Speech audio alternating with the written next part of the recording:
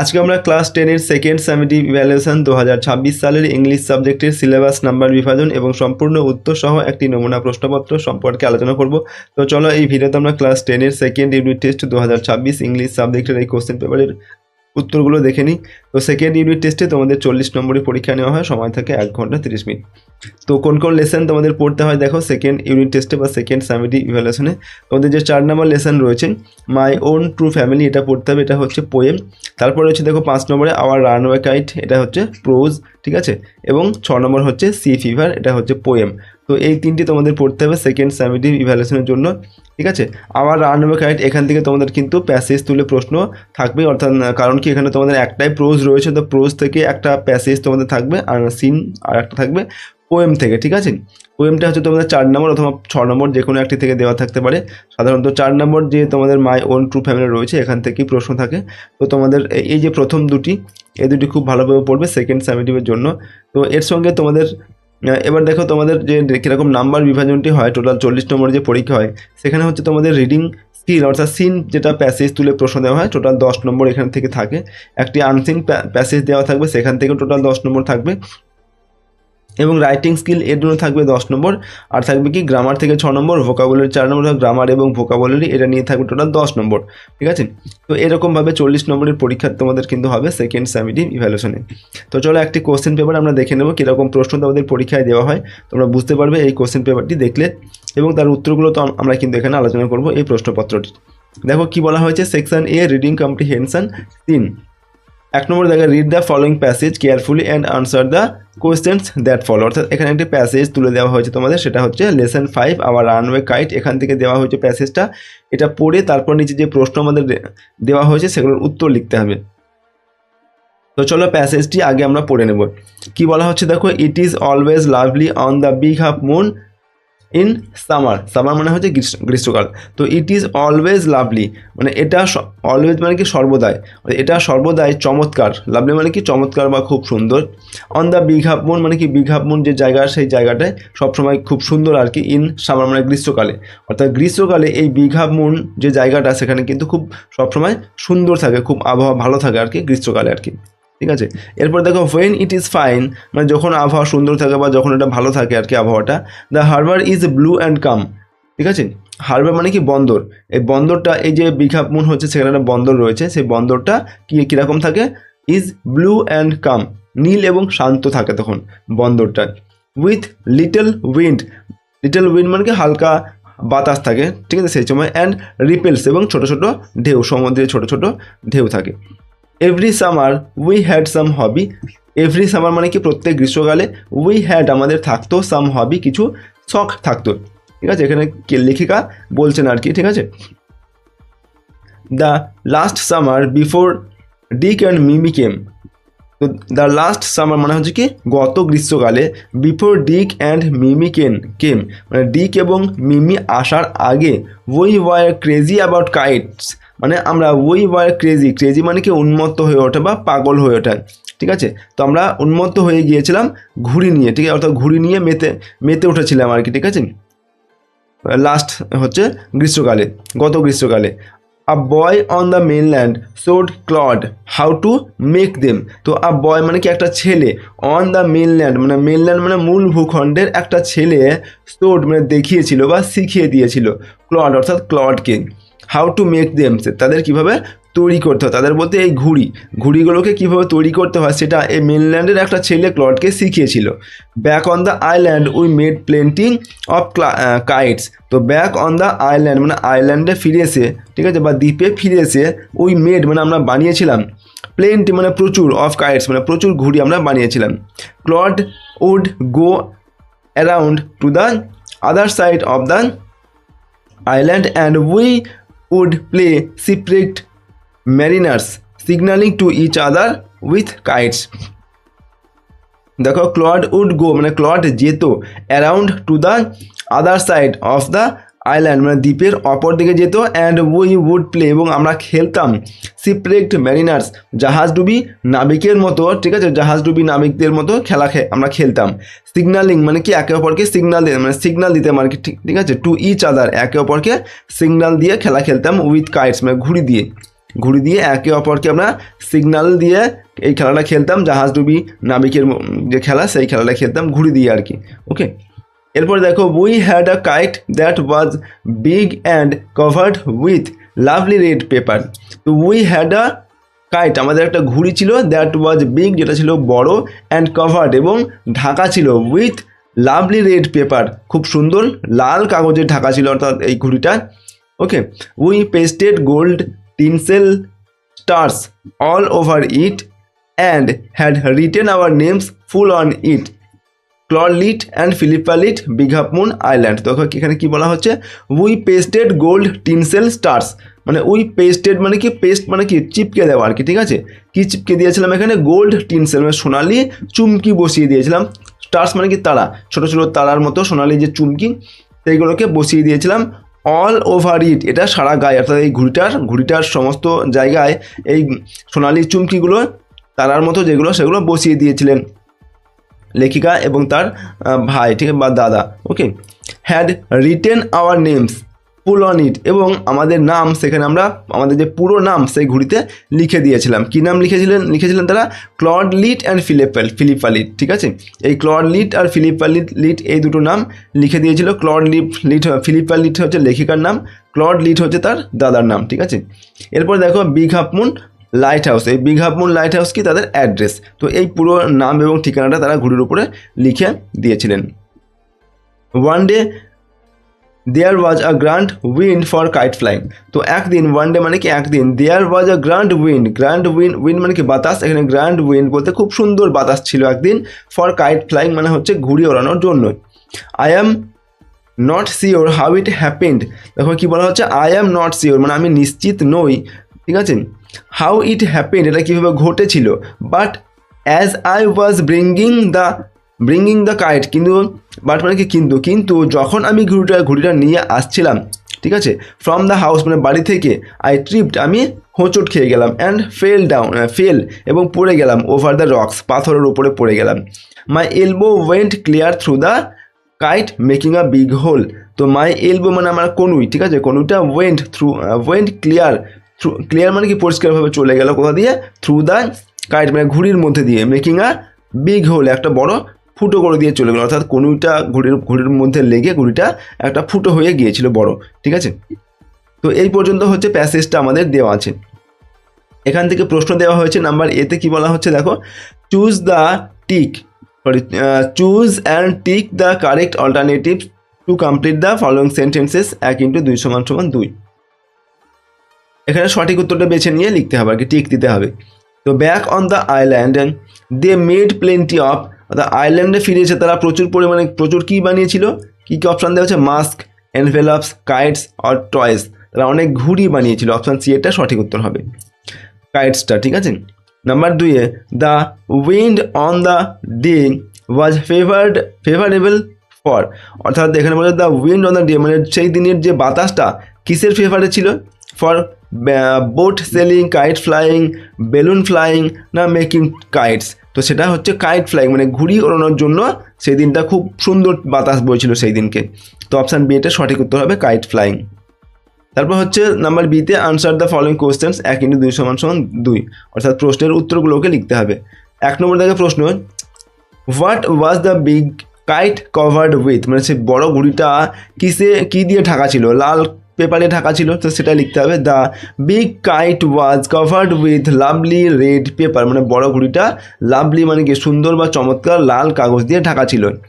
2 নম্বরে হচ্ছে when does weather remain lovely in the big half moon, মানে big half মুনে কোন সময় আবহাওয়াটা খুব ভালো থাকতো বা চমৎকার থাকতো। তো গ্রীষ্মকালে খুব সুন্দর আবহাওয়া থাকতো, তো আমরা কি লিখবো, in summer weather remain lovely in the big half moon. In summer মানে কি গ্রীষ্মকালে বিগ হাফ মুনের যে আবহাওয়া সেটা খুব সুন্দর বা ভালো থাকতো। তারপর নাম্বার সি এর প্রশ্ন, এখানে বলা হচ্ছে কি, write T for true and F for false statements in the boxes on the right hand side, অর্থাৎ এখানে যে স্টেটমেন্টগুলো দেওয়া আছে এবং ডান দিকে বক্স দেওয়া থাকবে সেখানে টি অথবা এফ লিখতে হবে, ভুল হলে টি লিখতে হবে এবং ভুল হলে লিখতে হবে এফ এবং ঠিক হলে লিখতে হবে কি টি, ঠিক আছে। এবং তার সঙ্গে দেখো কি বলা হচ্ছে, provide sentences, phrase, words words from the text above in support of your answer, মানে উত্তরের সপক্ষে তোমাকে একটা করে স্টেটমেন্ট লিখতে হবে, ঠিক আছে, কোনো সেটা ওয়ার্ড হতে পারে, ফ্রেজ হতে পারে, সেন্টেন্স হতে পারে, লিখতে হবে। প্রশ্নের মান 2 করে দেওয়া আছে। 1 নম্বর দাগের প্রশ্নে কী বলা হচ্ছে দেখো, the big half moon is beautiful in every season, মানে প্রত্যেক ঋতুতেই বিগ হাফ মুন খুব সুন্দর থাকতো, বিউটিফুল থাকতো। এটা কিন্তু ভুল তথ্য, শুধু এখানে কি বলা হয়েছে, গ্রীষ্মকালে বিগ হাফ মুনটা খুব সুন্দর থাকতো, ঠিক আছে। তো এটা আমরা কি লিখবো, এখানে কিন্তু আমাদের হবে এফ, ঠিক আছে, এবং সেই সঙ্গে সাপোর্টিং স্টেটমেন্ট লিখতে হবে। এখানে এফ হবে এবং সাপোর্টিং স্টেটমেন্ট কী হবে, it is always lovely on the big half moon in summer, মানে গ্রীষ্মকালে বিগ হাফ মুনটা খুব সুন্দর থাকতো, আবহাওয়া ভালো থাকতো, সব ঋতুতে কিন্তু থাকতো না, তার জন্য এটা আমাদের এফ হবে। এরপরে হচ্ছে number 2, read the extract of the poem and answer the questions given below. এখানে একটি পোয়েম দেওয়া হয়েছে, পোয়েমটা পড়তে হবে, তারপর নিচের প্রশ্নগুলোর উত্তর লিখতে হবে। তো আমরা প্রথমে এই পোয়েমটি পড়ে নেব, তারপর প্রশ্নের উত্তরগুলোকে লিখব। তো কী বলা হচ্ছে দেখো, once I crept in an oak wood, I was looking for a stag. তো ওয়ান্স মানে কি একবার, তো একবার আই ক্রেপ্ট বলতে গুঁড়ি মেরে প্রবেশ করা, তো আমি গুঁড়ি মেরে প্রবেশ করেছিলাম, ইন অ্যান ওক উড একটা ওক বনে, ঠিক আছে, ওক গাছের বনে আর কি। আই ওয়াজ লুকিং ফর আমি খুঁজছিলাম, লুকিং ফর মানে কি খোঁজা, আমি খুঁজছিলাম, কি খুঁজছিলাম, আ স্ট্যাগ একটা পুরুষ হরিণ, স্ট্যাগ বলতে এখানে পুরুষ হরিণ, তো আমি একটা পুরুষ হরিণকে খুঁজছিলাম কোথায়, এই ওক গাছের মানে বনে, ওক বনে। কে বলছেন এটা, কবি বলছেন, ঠিক আছে। I met an old woman there, এবং সেখানে আমি একটা বৃদ্ধ মহিলার সঙ্গে আমার দেখা হয়েছিল বা সাক্ষাৎ হয়েছিল। অল নোবেলি স্টিক অ্যান্ড রেগ, এবং সেই বৃদ্ধ মহিলাটা কীরকম ছিল, অল নোবেলি স্টিক, তার হাতে ছিল একটা কি স্টিক মানে লাঠি, অ্যান্ড রেগ বলতে তার যে পরনে যে বস্ত্র ছিল তারা সেটা ছিন্ন বস্ত্র ছিল, অ্যান্ড নোবলি বলতে এখানে একটা গাঁটওয়ালা লাঠি ছিল তার হাতে, ঠিক আছে, লাঠিতে যেরকম গাঁট থাকে না সেরকম একটা লাঠি ছিল, এবং সেই মানে মহিলাটা খুবই বৃদ্ধ ছিল আর কি, ঠিক আছে, এবং সে এখানে নোবেলি বলতে স্থির থাকতে না পারা সেটাকেও বোঝায়, ঠিক আছে, এবং টলা আর কি, ঠিক আছে, এরকম আর কি সেরকম। তো তারপরের লাইনে দেখো কি বলা হচ্ছে, she said I have your secret here inside my little bag. তো সি সেড মানে তিনি বললেন, এই বৃদ্ধ মহিলা বললেন, কি বললেন, I have your secret here, এখানে আমার কাছে রয়েছে তোমার যে গোপন সিক্রেট বা গোপনীয়তার যেটা তোমার গোপন ব্যাপারগুলো আমার এখানে রয়েছে, ইনসাইড মাই লিটল ব্যাগ, আমার ছোট্ট ব্যাগের মধ্যে, ছোট্ট থলের মধ্যে। এই মহিলার কাছে একটা ছোট্ট থলে রয়েছে, তো মহিলা বলছেন কি, আমার এই ছোট্ট থলেটার মধ্যে তোমার যে গোপনীয়তা সেটা আমার কাছেই আছে। Then she began to cackle and I began to quack. তো দেন মানে কি তারপর, সি বিগেন মানে তিনি শুরু করলেন, সেই মহিলা কি শুরু করলেন, টু ক্যাকেল বলতে এখানটায় অট্ট হাসি করা, তিনি অট্ট হাসি করতে লাগলেন বা হাহা করে হাসতে লাগলেন। And I began to quake, এবং আমি ভয়ে কাঁপতে লাগলাম, এখানে কোয়াক বলতে ভয়ে কাঁপতে থাকা, কবি এখানে ভয়ে কাঁপতে লাগলেন সেটাই তিনি বলছেন। তারপরে দেখো, she opened up her little bag and I came to is awake. তো সি ওপেন্ড আপ তিনি খুললেন, ঠিক আছে, সেই মহিলা opened up her little bag তার ছোট্ট ব্যাগটি খুললেন, অ্যান্ড এবং আই মানে কি আমি, কেম টু ইস অ্যাওয়েক আমি দুবারের জন্য আবার জেগে উঠলাম। অ্যাওয়েক বলতে কি জেগে ওঠা, এখানে কবি আবার বলছেন কি আমি আবার দুবারের জন্য, এখানে টুইস বলতে কি দুবার বোঝায়, ঠিক আছে, আমি আবার জেগে উঠলাম, ঠিক আছে, অর্থাৎ কবি এখানে হয়তো ঘুমোচ্ছিলেন বা স্বপ্ন দেখছিলেন এবং সেই সঙ্গে তখন তিনি আবার জেগে উঠলেন, সেটাকে এখানে বলছেন। তারপর দেখো, surrounded by a staring tribe and me tied to a stake. তো সারাউন্ডেড মানে কি ঘেরা, বাই আ স্টেয়ারিং ট্রাইব বলতে কি আদিম প্রজাতি, ট্রাইব বলতে প্রজাতি, এখানে স্টেয়ারিং বলতে আদিম, তো আদিম প্রজাতির দ্বারা আমাকে ঘিরে রাখা হয়েছে, ঠিক আছে, আদিম কোনো প্রজাতির দ্বারা, ওকে। অ্যান্ড এবং মি টাইড এবং আমাকে বেঁধে রাখা হয়েছে, টাইড বলতে কি বেঁধে রাখা, টু আ স্টেক বলতে খুঁটি, একটা খুঁটির দ্বারা বা একটা খুঁটির সঙ্গে আমাকে বেঁধে রাখা হয়েছে, ঠিক আছে। তো এই পর্যন্তই আমাদের দেওয়া আছে, ঠিক আছে, পোয়েমটা। এখান থেকে আমাদের প্রশ্ন দেওয়া হয়েছে, দেখো নাম্বার এতে, টিক দ্য কারেক্ট অল্টারনেটিভ, মানে সঠিক উত্তর পাশে টিক দিতে হবে, 1 × 2 = 2। 1 নম্বর দাগে প্রশ্নে বলা হচ্ছে, the child entered the wood walking, running, sliding না ক্রিপিং, মানে এখানে শিশুটা প্রবেশ করেছিল যে জঙ্গলের মধ্যে, ঠিক আছে, সেটা কীভাবে প্রবেশ করেছিল, ক্রিপিং মানে কি গুঁড়ি মেরে প্রবেশ করেছিল, 10 ডি, এটা সঠিক উত্তর হবে। তারপরে প্রশ্ন কী দেওয়া আছে, নাম্বার 2-এ, the poet was tied to, মানে কবিকে বেঁধে রাখা হয়েছিল আর কি, কিসের সঙ্গে বেঁধে রাখা হয়েছিল, গেট, থিক পোল, ট্রি না ওয়াল। তো এখানে দেখো গেট হবে না, ট্রি গাছের সঙ্গে হবে না, ওয়াল মানে দেয়ালের সঙ্গে হবে না, একটা থিক পোল, ঠিক আছে। এখানে কি বলা হয়েছে, আমরা কি পেলাম, স্টেক পেয়েছিলাম। স্টেক মানে হচ্ছে কি একটা শক্ত খুঁটি, ঠিক আছে। তো অপশন ডি এর সঠিক উত্তর হবে এখানে আমাদের। তারপরে নাম্বার বিতে আনসার দ্য ফলোইং কোশ্চেন, এখানে নিচের প্রশ্নগুলোর উত্তর লিখতে হবে। 1 × 2 = 2। 1 নম্বর দেখো, what did the woman open up, মানে বৃদ্ধ মহিলাটি কি খুলেছিলেন, তার যে হাতের যে থলে ছিল সেটাকে খুলেছিলেন বা ব্যাগটা, তা কি লিখবো, the woman opened up her little bag, তার ছোট্ট ব্যাগটি তিনি খুলেছিলেন। তারপর 2 নম্বর হচ্ছে, how did the old woman look, মানে বৃদ্ধ মহিলা দেখতে কেমন ছিল, তার পরনে চিহ্ন বস্ত্র ছিল, হাতে একটা লাঠি ছিল, গাঁটওয়ালা লাঠি ছিল, নবলি, ঠিক আছে, নবলিস্টিক, সেটা লিখতে হবে। তো আমরা কী লিখবো, the old woman looked all নবলিস্টিক অ্যান্ড র্যাগ, ঠিক আছে, এইটা। তারপরে প্রশ্ন, রিডিং কম্প্রিহেনশন আনসিন, এখানে আনসিন প্যাসেজ দেওয়া আছে, ওকে, সেটাকে পড়ে উত্তর লিখতে হবে। 3 নম্বর তাকে বলা হচ্ছে, read the passage carefully and answer the question, নিজের প্যাসেজটি পড়ে প্রশ্নের উত্তরগুলোকে লেখো।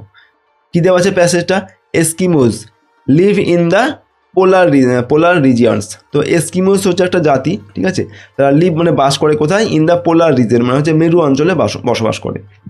দে are not tall people but they have strong limbs, তো they are not tall people, তারা লম্বা মানুষ নয়, তারা বেশি লম্বা নয়, বাট কিন্তু দে হ্যাভ স্ট্রং লিম্স, তাদের যে অঙ্গ প্রত্যঙ্গ সেগুলো হচ্ছে খুবই শক্তিশালী, বা হাত পা তাদের খুব শক্তিশালী আর কি। They have a common language, তাদের একটা সাধারণ ভাষা রয়েছে, যে ভাষা তারা কথা বলে। They can easily understand the group members although they may have come from hundreds of miles away, যদিও তারা অনেক শত শত মাইল দূর থেকে এসেছে, কিন্তু তারা কী হয়েছে দেখো, দে ক্যান ইজিলি আন্ডারস্ট্যান্ড, তারা সহজে বুঝতে পারে, দ্য গ্রুপ মেম্বার্স, নিজেদের যে গ্রুপ মেম্বার্সগুলোর তাদের যে রয়েছে একে অপরকে তারা মানে খুব সহজেই বুঝতে পারে, যদিও তারা অনেক শত শত মাইল দূর থেকে এসেছে আর কি, সেটাই বলা হচ্ছে। Marriage takes place by natural understanding and consent, তো ম্যারেজ মানে কি বিবাহ আর কি, টেক্স প্লেস মানে বিবাহ হয় বা বিবাহ সংঘটিত হয়, বাই ন্যাচুরাল আন্ডারস্ট্যান্ডিং মানে মিউচুয়াল আন্ডারস্ট্যান্ডিং, মিউচুয়াল মানে কি বোঝাপড়া একে অপরের সঙ্গে, ঠিক আছে, আন্ডারস্ট্যান্ডিং মানে হচ্ছে বোঝাপড়া, মানে পারস্পরিক বোঝাপড়া অ্যান্ড কনসেন্ট এবং সম্মতি, ঠিক আছে, পারস্পরিক বোঝাপড়া এবং সম্মতির মাধ্যমেই কিন্তু তাদের যে বিবাহ সেটা সম্পন্ন হয়।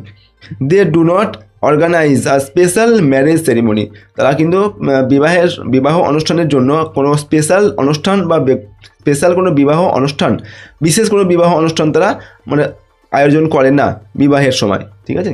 হান্টিং and fishing are their main occupations, তো হান্টিং মানে কি শিকার করা এবং ফিশিং মানে মাছ ধরা, এইগুলো হচ্ছে তাদের প্রধান অকুপেশনস মানে হচ্ছে পেশা। দেয়ার হাউসেস আর কল্ড ইগলুজ, তাদের ঘরকে বলা হয় কি ইগলুজ। হুইচ আর স্মল, যেগুলো হয় ছোট। রাউন্ড স্ট্রাকচার মানে কি গোলাকার গঠন আর কি বাড়িগুলোর। Build from blocks of hard snow, এবং তৈরি করা হয় কি দিয়ে, শক্ত বরফের চাই দিয়ে তৈরি করা হয় এই বরফের যে ঘর যেগুলো ইগলু বলা হয় এইগুলো। They also make houses of wood and turf, দেখো দে অলসো মেক হাউসেস, তারা বাড়ি তৈরি করে কি দিয়ে, আরও হচ্ছে অফ উড মানে কাঠ, অ্যান্ড টার্ফ বলতে ঘাস, ঠিক আছে, বড় বড় এক ধরনের ঘাস, সেই ঘাস এবং উড মানে কাঠ দিয়েও কিন্তু তারা বাড়ি তৈরি করে। They have excellent knowledge of carving বলতে খোদাই করা, যেমন পাথরে খোদাই করা হয় পাথরে কাঠে, ঠিক আছে, সেই খোদাই করা, তো সেই খোদাই করার ব্যাপারে তাদের কিন্তু খুব ভালো জ্ঞান রয়েছে, তারা খুব ভালো খোদাই করতে পারে আর কি, খোদাই করে বিভিন্ন রকমের নকশা করতে পারে। They make beautiful objects by carving on wood and ivory, দেখো দে মেক তারা তৈরি করে, বিউটিফুল অবজেক্টস মানে সুন্দর সুন্দর জিনিস তৈরি করতে পারে, বাই কার্ভিং মানে খোদাই করে, অন উড মানে উড বলতে এখানে কাঠের ওপরে, অ্যান্ড আইভরি মানে হাতির দাঁতের ওপরে এবং কাঠের ওপরে খোদাই করে তারা বিভিন্ন রকমের সুন্দর সুন্দর জিনিস তৈরি করতে পারে বা তৈরি করে। এটার বাংলা অনুবাদ এখানে দেওয়া আছে, তোমরা চাইলে বাংলাটি এখানে ভিডিওটিকে পজ করে পড়তে পারো। চলো আমরা প্রশ্নের উত্তরগুলোকে সরাসরি দেখে নেব। নাম্বার এতে দেওয়া আছে, choose and tick the correct answer from the alternatives, সঠিক উত্তর এখানে বেছে নিয়ে লিখতে হবে। 1 × 4 = 4। Eskimos live in a place near, মানে এস্কিমোসরা কোথায় বসবাস করে, হিল, সি, পোল না রিভার, সঠিক উত্তর কী হবে, পোল মানে হচ্ছে কি মেরু অঞ্চলে। অপশান সি এরটা সঠিক হবে। নাম্বার 2 হচ্ছে they do not observe a ceremony during, মানে তারা কোনো অনুষ্ঠান করে না কিসের সময়, ফিশিং মাছ ধরার সময়, ম্যারেজ, বার্থডে না হান্টিং। তো ম্যারেজ মানে কি বিবাহ, বিবাহের সময় তারা কোনো বিশেষ অনুষ্ঠান করে না। তো অপশান বি এরটা সঠিক হবে। এরপর number 3 igloo is the name of dash of the Eskimos. এগুলো কিসের নাম, লিমস, উড, ল্যাঙ্গুয়েজ না হাউস। ইগলু হচ্ছে তাদের ঘরে বাড়ির নাম, ঠিক আছে, বরফের যে বাড়ি সেটাকে বলা হয় ইগলু। 4 নম্বর দাগে the Eskimos depend on fishing and hunting agriculture, fishing and hunting, agriculture, hunting আর ফিশিং। তো বলা হচ্ছে এস্কিমোজ ডিপেন্ড অন, মানে এস্কিমোজটা কিসের উপর ডিপেন্ড করে, তাদের হচ্ছে ফিশিং আর হান্টিং, মাছ ধরে আর হচ্ছে কি শিকার করে, এই নিয়ে তারা কিন্তু তাদের জীবিকা নির্বাহ করে। নাম্বার বিতে state whether the following sentences are true or false. নিচের যে সেন্টেন্সগুলো দেওয়া আছে ওগুলো ঠিক না ভুল সেটা বলতে হবে। Write T for true and F for false statements in the boxes on the right hand side. ডান দিকে এরকম করে বক্স দেওয়া থাকবে, সেই বক্সের মধ্যে আমাদের ঠিক না ভুল লিখতে হবে। ঠিক হলে টি, ভুল হলে এফ লিখতে হবে। Provide sentences, phrases, words from the text above in support of এর আনসার। এবং টেক্সট থেকে আমাদের যে আনসিন প্যাসেজটা পড়লাম সেখান থেকে স্টেটমেন্ট লিখতে হবে, কেন ঠিক কেন ভুল সেটা। নাম্বার 1 কী দেওয়া আছে দেখো, এস্কিমোজ আর শর্ট ইন হাইট। এস্কিমোজটা হাইটে শর্ট, এটা ঠিক তথ্য যেটা আমরা প্রথমেই দেখতে পেয়েছিলাম। তো আমরা এটা কী লিখবো, টি হবে এটা, ঠিক আছে। এবং সাপোর্টিং স্টেটমেন্ট কী হবে, they are not tall people but they have strong limbs. তারা লম্বা নয় কিন্তু তাদের যে অঙ্গ প্রত্যঙ্গ সেগুলো শক্তিশালী। Number 2 no consent is required for marriage, মানে বিবাহের জন্য তাদের কোনো কনসেন্ট মানে কি সম্মতির প্রয়োজন হয় না, এটা ভুল তথ্য। বিবাহের সময় তাদের পারস্পরিক সমঝোতা এবং হচ্ছে সম্মতির প্রয়োজন হয় এবং তার ফলে তাদের বিবাহটা হয়, এটা এফ হবে আমাদের, ঠিক আছে। এবং সাপোর্টিং স্টেটমেন্ট কী লিখবে, marriage takes place by mutual understanding and consent, ঠিক আছে, পারস্পরিক সমঝোতা এবং সম্মতির মাধ্যমে তাদের বিবাহ সম্পন্ন হয়। নাম্বার সিতে দেওয়া আছে দেখো, আনসার দ্য কোয়েশ্চেন্স, এখানে প্রশ্নের উত্তর লিখতে হবে। প্রথমে কী দেওয়া আছে, how does the igloo look, মানে ইগলু যে তাদের বাড়ি সেগুলো কীরকম দেখতে। প্রশ্নের মান 2 নম্বর দেওয়া আছে, তোমরা কী লিখবো, ইগলুস আর স্মল রাউন্ড স্ট্রাকচার্স, মানে ইগলু যে ঘরগুলো আর কি সেগুলো হচ্ছে ছোট এবং গোলাকার তাদের আকৃতি। Build from blocks of hard snow, এবং শক্ত যে বরফের চাই সেই চাই দিয়ে তৈরি করা হয় এই ইগলু যে বাড়ি সেগুলো। এরপর section B grammar and vocabulary, এখানে নাম্বার 4 ডু অ্যাজ ডিরেক্টেড, নির্দেশ অনুসারে কাজ করো, 1 × 6 = 6। প্রথমে দেখো নাম্বার 1 নম্বর দেখে এখানে দেওয়া আছে, এখানে প্যাসেজ দেওয়া আছে, বলা হচ্ছে choose the correct articles and preposition. এখানে আর্টিকেল আর প্রিপোজিশন দিয়ে পূরণ করতে হবে, 3টি দেওয়া আছে এখানে শূন্যস্থান।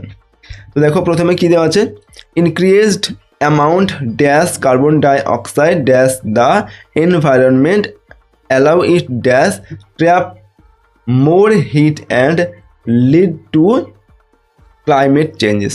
তো কী এখানে কী হবে, increased amount of carbon dioxide, এখানে হবে of. Increased amount of carbon dioxide মানে কার্বন ডাইঅক্সাইড যে বেড়ে যাচ্ছে সেই বেড়ে যাওয়াটা কী হচ্ছে, increased amount of carbon dioxide, এখানে হবে ইন, ঠিক আছে।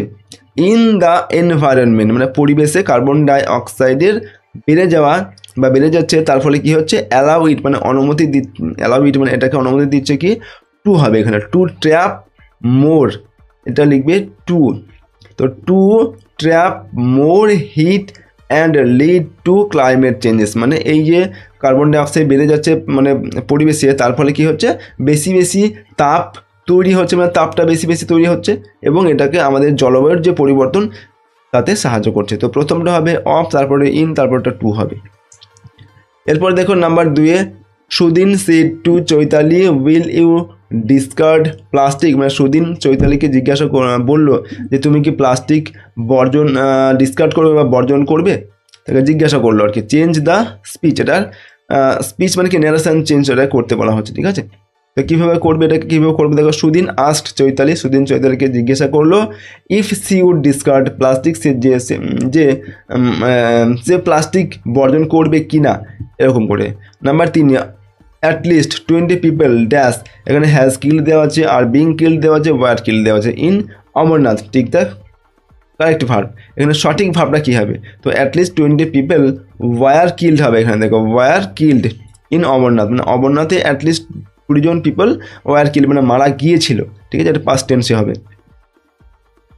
4 নম্বরে হু রোড রাধারানী, রাধারানী কে লিখেছিল? এটাকে চেঞ্জ দ্য ভয়েস চেঞ্জ করতে হবে। ভয়েস চেঞ্জ কীভাবে? এটা by whom was Radharani written, মানে কার দ্বারা রাধারানী লেখা হয়েছিল, এটা হচ্ছে voice change.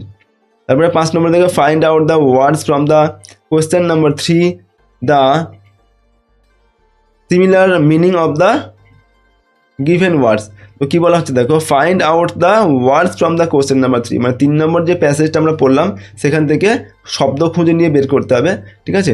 The similar meaning মানে একই অর্থটা হবে আর কি, অফ দ্য গিভেন ওয়ার্ড, নিচে যে শব্দ দেওয়া আছে এগুলোর একই অর্থ। যেমন জব, জব মানে কি কাজ, তো আমরা এখানে কি পেয়েছিলাম আনসিন প্যাসেজটার মধ্যে অকুপেশন পেয়েছিলাম। অকুপেশন মানে হচ্ছে কাজ বা হচ্ছে পেশা, তো এখানে জব এটা কী হবে? অকুপেশন। তারপরে অর্গ্যান, অর্গ্যান মানে কি অঙ্গ প্রত্যঙ্গ, আমরা প্যাসেজের মধ্যে কি পেয়েছিলাম? লিমস পেয়েছিলাম, তো লিখবো কি লিমস মানে অঙ্গ প্রত্যঙ্গ, ঠিক আছে। এখানে আমরা দুটি এখানে প্রশ্ন দেওয়া আছে, 2 2 4 নম্বর। সেকশন সি রাইটিং স্কিল, কি বলা হচ্ছে 6 নম্বর দাগে, রাইট আ স্টোরি, একটা স্টোরি লিখতে হবে বা গল্প লিখতে হবে উইদিন 100 ওয়ার্ডস, 100 শব্দের মধ্যে, ইউজিং দ্য গিভেন হিন্টস, নিচে যে হিন্টসগুলো দেওয়া আছে সেগুলো সাহায্য করতে হবে। Give a title and a moral to it, এবং এই গল্পটার একটা নাম দিতে হবে এবং একটা মরাল মানে কি নীতি কথা লিখতে হবে। প্রশ্নের মান দেওয়া আছে 10 নম্বর। তো হিন্টসগুলো কী দেওয়া আছে দেখো, আ ফক্স অ্যান্ড আ ক্যাট, মানে একটা ফক্স মানে কি একটা খ্যাঁকশিয়ালি এবং একটা বিড়াল।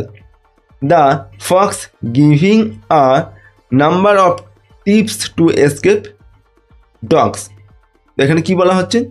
দ্য ফক্স মানে হচ্ছে খ্যাঁকশিয়ালি, giving a number of tips to escape dogs, মানে এই খ্যাঁকশিয়ালি বিড়ালকে অনেক টিপস দিচ্ছিল, ঠিক আছে, তাকে অনেক উপদেশ দিচ্ছিল কিভাবে কুকুরদের হাত থেকে বাঁচা যায়। অর্থাৎ বিড়ালকে এবং শিয়ালকে তো কুকুররা তাড়ায়, তো তার জন্য এই শিয়াল বলছে বিড়ালকে যে কুকুরের হাত থেকে কীভাবে বাঁচা যায়, সেরকম অনেক পদ্ধতির কথা বলছিল বিড়ালকে এই শিয়াল।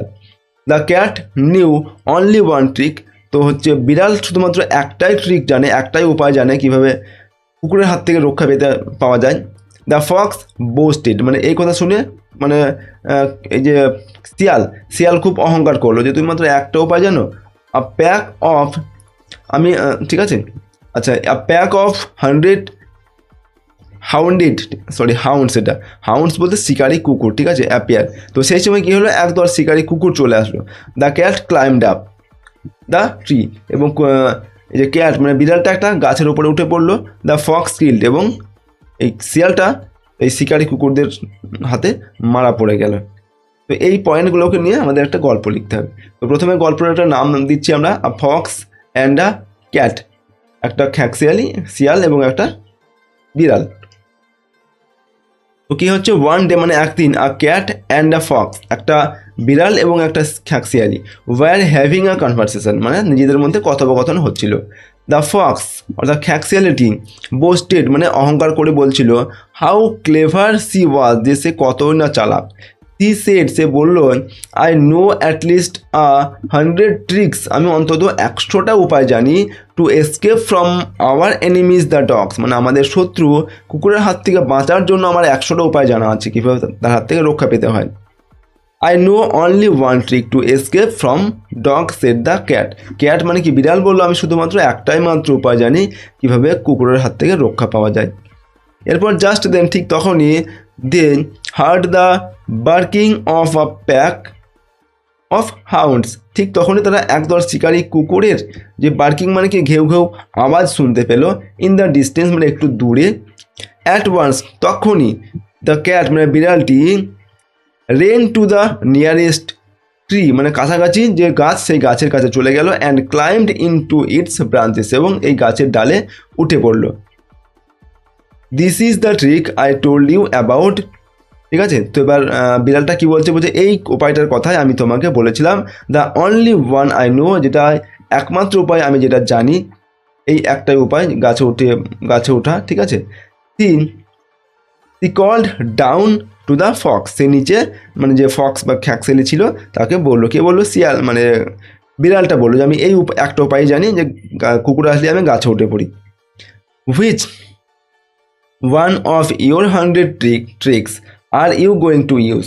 এবার বিড়াল বলছে যে তুমি তোমার 100টা যে ট্রিক মানে উপায় রয়েছে তার মধ্যে কোন উপায়টা তুমি এখন অবলম্বন করতে চলেছো বা কোন উপায়টা তুমি এখন নিতে চলেছো এই কুকুরগুলোর হাত থেকে রক্ষা পাওয়ার জন্য। Before she could make up her mind, মানে তার মাইন্ড মানে কি মনস্থির, মানে সিদ্ধান্ত নেওয়ার আগেই যে শিয়াল কীভাবে কুকুরগুলোর হাত থেকে রক্ষা পাবে তার 100টা উপায় জানা আছে, কোন উপায়টা সে অবলম্বন করবে, ঠিক আছে, সেই সিদ্ধান্ত নেওয়ার আগেই কী হলো, দ্য ডগস অ্যারাইভড, কুকুরগুলো পৌঁছে গেল, অ্যারাইভড মানে পৌঁছে গেল বা চলে আসলো। They fail upon the Fox, তারা সেই শিয়ালের উপরে ঝাঁপিয়ে পড়লো কুকুরগুলো, শিকারি কুকুরগুলো, অ্যান্ড টোর হার টু পিসেস, এবং তাকে ছিঁড়ে কুচি করে দিল আর কি, ঠিক আছে, পিসে তাকে দাঁত দিয়ে মেরে ফেললো, একদম কিল করে ফেললো, ঠিক আছে। তো এটা হচ্ছে গল্প। এবার এখানে দেখো আমরা মরাল বা নীতি কথাটা লিখেছি, a single plan that works is better then 100 doubtful works. তো একটা এখানে আ সিঙ্গেল প্ল্যান মানে একটাই মাত্র উপায়, দ্যাট ওয়ার্কস যেটা কাজ করে, যে উপায়টা অবলম্বন করলে আমরা রক্ষা পেতে পারি, ইজ বেটার সেটাই ভালো, দেন 100 ডাউটফুল প্ল্যানস, মানে 100টা ডাউটফুল বলতে সন্দেহজনক যে প্ল্যানগুলো অবলম্বন করলে আমরা রক্ষা পেতেও পারি নাও পেতে পারি, এরকম 100টা সন্দেহজনক পরিকল্পনা থেকে একটাই মাত্র উপায় যেটা থেকে আমরা 100% সেখান থেকে আমরা পরিত্রাণ পেতে পারি, সেই উপায়টা সব থেকে ভালো। তো সেটাই এখানে বলা হয়েছে, এটাই হচ্ছে গল্প। তো আজকের এই ভিডিওতে আমরা তোমাদের ক্লাস 10-এর সেকেন্ড ইউনিট টেস্ট বা সেকেন্ড সামেটিভ ইভ্যালুয়েশনের একটা ইংলিশ সাবজেক্টের কোশ্চেন পেপার নিয়ে আলোচনা করলাম। এরকম প্রশ্ন তোমাদের কিন্তু পরীক্ষাতে আসে, ভালোভাবে তোমরা প্র্যাকটিস করবে কোশ্চেন পেপারটি, সেই সঙ্গে তোমাদের যে 3টি লেসন রয়েছে 3টি লেসন খুব ভালোভাবে তোমরা পড়বে। প্রতিটা লেসনের ভিডিও কিন্তু আমাদের চ্যানেলে অলরেডি দেওয়া আছে, তোমরা প্রতিটা লেসনের ভিডিওগুলো চাইলেও আমাদের চ্যানেল থেকে দেখে নিতে পারো, সেখান থেকে তোমরা কিন্তু খুবই উপকৃত হবে। ওকে, তো চলো আজকের এই ভিডিওটিকে আমরা এখানেই শেষ করছি। আর এটার যে এই যে গল্পটার বাংলা অর্থ এখানে দেওয়া আছে সেটা তোমরা ভিডিওটিকে পজ করে এখান থেকে দেখে নিতে পারো। ওকে, তো চলো এই ভিডিওটি আমরা এখানেই শেষ করছি। সম্পূর্ণ ভিডিওটি দেখার জন্য অসংখ্য ধন্যবাদ।